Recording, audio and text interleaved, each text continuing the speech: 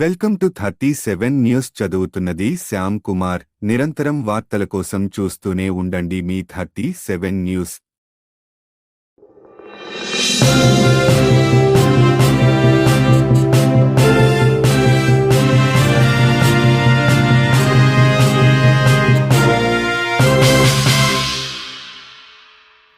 నమస్కారం.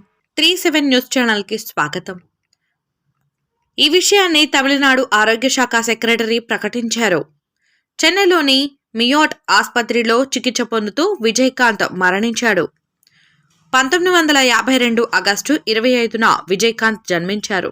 గత కొంతకాలంగా విజయకాంత్ అనారోగ్యంతో ఉన్నారు. అలాగే ఇటీవల ఆయనకు కోవిడ్ సోకడంతో వెంటిలేటర్పై చికిత్స అందించారు వైద్యులు. విజయకాంత్ మృతి చెందిన విషయాన్ని తెలుసుకున్న అభిమానులు ఆసుపత్రికి చేరుకుంటున్నారు.